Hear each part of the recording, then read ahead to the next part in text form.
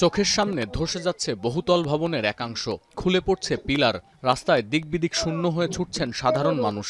দৃশ্যটি পূর্ব ইন্দোনেশিয়ার ফ্লোরেস দ্বীপের একটি বন্দরের। স্থানীয় সময় শনিবার ভোরে 7.7 মাত্রার শক্তিশালী ভূমিকম্পের পর এমন দৃশ্য দেখা গেছে ফ্লোরেসের নানা প্রান্তে। শক্তিশালী কম্পন আর কয়েক ডজন আফটার শকের পর আতঙ্কে হুড়োহুড়ি করে ঘরবাড়ি থেকে বের হতে গিয়ে দেয়ালের প্লাস্টার বা ইট খসে পড়ে আহত হয়েছেন বেশ কয়েকজন। Dari lari ke atas, pokoknya ke tempat paling tinggi. Goyang gede, batu di uring ini, uruka rekod pinsabe di. যুক্তরাষ্ট্রের ভূতাত্ত্বিক জরিপ সংস্থা ইউএসজিএস জানিয়েছে, শনিবার ভোর 5:58 ফ্লোরেস দ্বীপের 10 কিলোমিটার গভীরে ভূমিকম্পটি আঘাত হানে।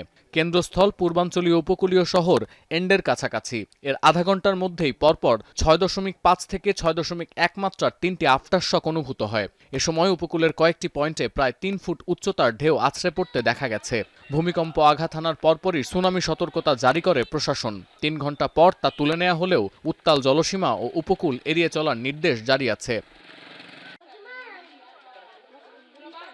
ভূমিকম্পের পর ক্ষতিগ্রস্ত এলাকায় ছুটে যান উদ্ধারকর্মীরা। মাওমেরে শহরে অভিযান চালানোর সময় উদ্ধার করা হয় একজনের মরদেহ।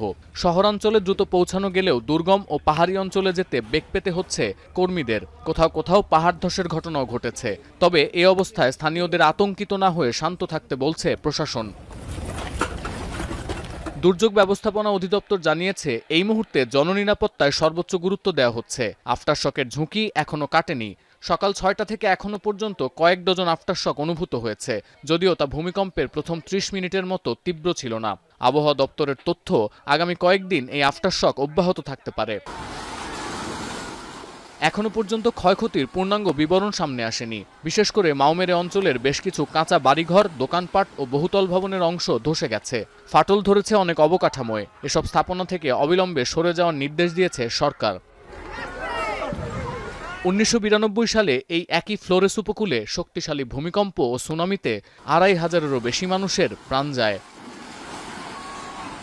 সতীর্থ কর্মকার, এখন বিশ্ব।